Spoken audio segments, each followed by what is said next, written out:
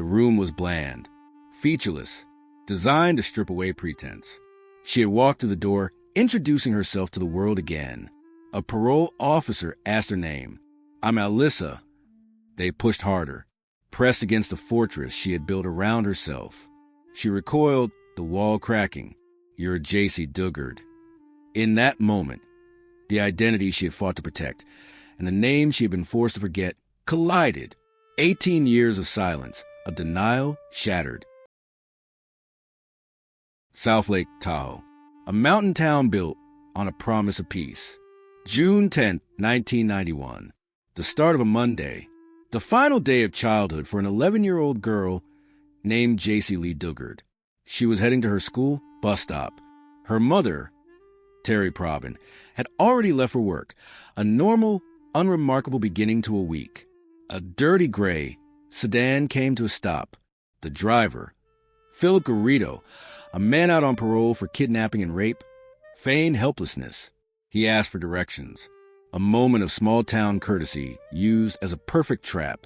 Nancy Garrido forced her in. The door slammed shut. The car vanished down the road, taking the only witness, Jaycee, with it. The town mobilized. Terry's grief became an engine. Volunteers blanketed the area. Pink ribbons, Jaycee's favorite color, were tied to every tree. They named the search effort Jaycee's Hope. Days turned into weeks, weeks into years. The noise of the search faded into a low, perpetual ache. Police leads ran cold. The case became a file, a missing child lost in the vastness of the American West. But Terry Probin never stopped listening for the sound of a key turning. They drove 120 miles. Jaycee was curled on the floor, disoriented, the smell of dust and old upholstery overwhelming her senses. The destination was a small, ordinary-looking house in Antioch, California. But behind the garage, tucked away from a neighbor's view, was a grotesque secret. She was taken into a darkness that felt like a different world, a compound of canvas and wood, sealed off by high fences and patrolled by the menacing shadows of Dobermans. The first shed, the air was heavy, damp, smelling of earth and metal. Stripped, handcuffed, bolted inside a flimsy structure that became her world. Garrido's warning was absolute. The dogs would tear apart any escapee. Survival demanded immediate, profound psychological compromise. Jaycee was only 11. Her mind, in a cruel act of self-preservation, began the process of compartmentalization. Obey the voice. Do not provoke the darkness. 7 months in, the dynamic shifted. Nancy Garrido, the second kidnapper, emerged as the compound's warden. She brought food, water, and eventually a twisted kind of affection. She sobbed, apologized, spoke of her own victimhood. She was both jailer and co-victim, forging a traumatic bond designed to confuse and paralyze. Then the command, the first crucial piece of Garrido's delusion. Jaycee was to be renamed. She was to be known as Alyssa. Garrido was not just a captor. He was a creator of an alternate reality. He saw Jaycee not as a human being, but as a component in his bizarre, self-contained world. A tiny sliver of control emerged. Jaycee planted flowers, tended a small garden in the compound's dirt. She was nurturing life where only death and despair should have taken root. It was a desperate, quiet form of resistance, a refusal to let her mind die. This prolonged captivity was not just a failure of one man, but a catastrophic failure of a system designed to protect the public. Philip Garrido was a federal parolee. For nearly 2 decades, Garrido wore a GPS ankle bracelet. His parole agreement mandated strict supervision and regular residential inspections. The GPS unit constantly lost signal. The alerts, instead of triggering immediate investigation, were routinely dismissed by agents as simple reception issues in the densely packed suburban environment. The system was generating alarms, but the human response was silence. Over 10 years, parole agents made nearly 60 visits. They never insisted on seeing the backyard, never checked behind the fence. The shadows of the compound swallowed the truth just yards away.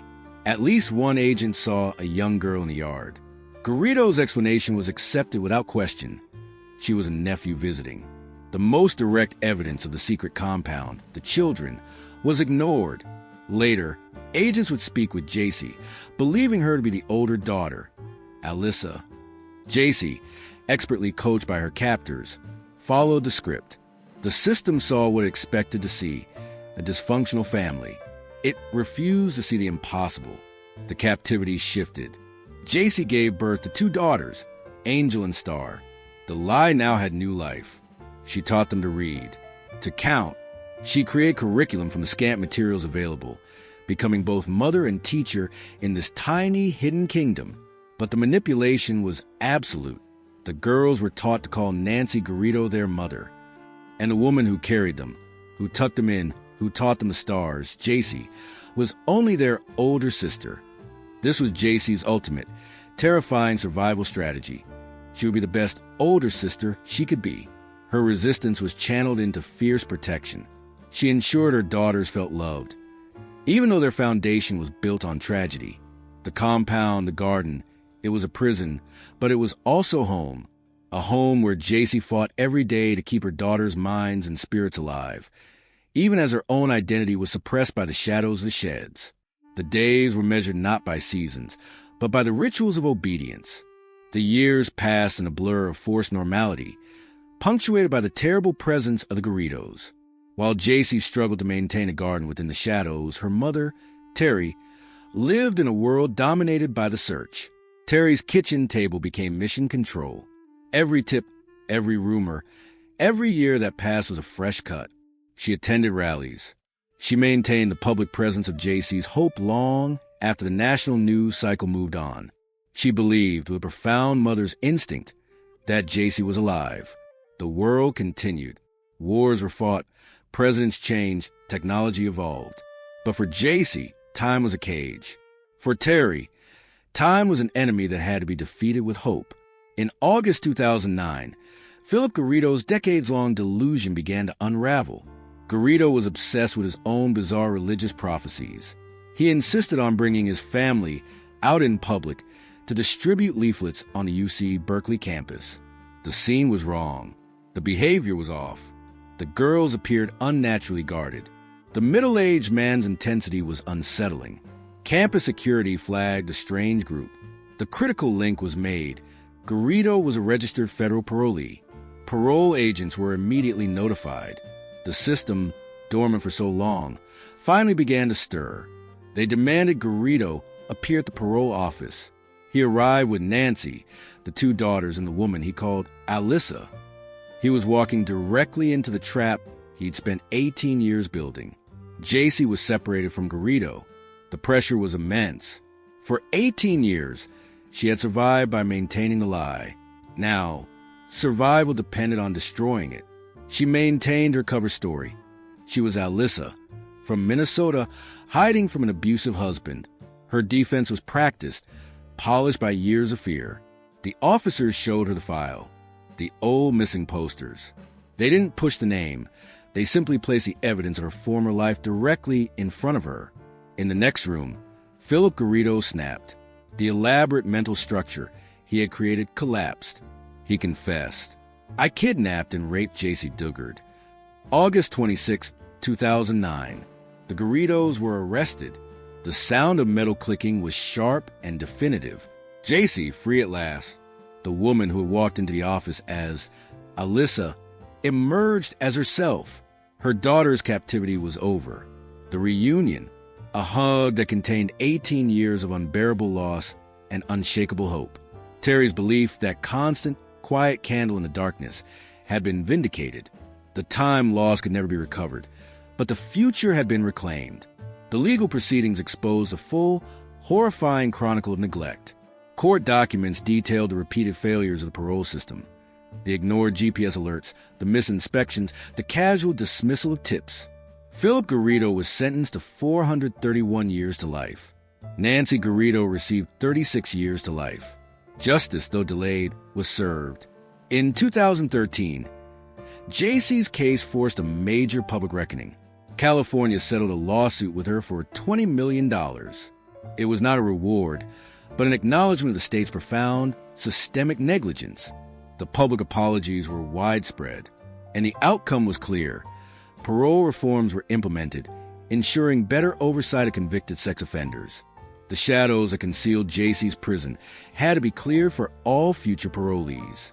In 2011, Jaycee published her memoir, A Stolen Life. She didn't hide. She walked us through her trauma, her complex relationship with her captors, and the difficult, necessary process of reclaiming her identity. She taught the world that survival is not just about escaping. It's about building a new life on the shattered foundation of the old. Jaycee fought for her daughter's privacy, ensuring they found their own true identities outside of the walls of the compound. She founded the JYC Foundation, dedicated to helping survivors and their families navigate the aftermath of trauma. She turned her immense pain into a public, powerful purpose. The girl who once tended a secret garden in the shadows now tends a public one, a garden of hope, outreach, and healing. Her story transcended the grotesque details of her captivity to become an enduring testament to the magnificent, stubborn resilience of the human spirit. She was stolen by force, betrayed by the system, and locked away by a deep, impenetrable silence. But she refused surrender. Piece by piece, she rebuilt the identity that was stolen at the age of 11. She is Jaycee Dugard. Her life echoes with a warning that the safeguard we rely on can fail utterly. But in that same echo lies an affirmation. The spirit can endure the unsurvivable. It can break free of the shadows. And it can finally rise. If you heard her story, subscribe and join us next time in Unsurvivable Survivors, where survival means not just escaping, but rising.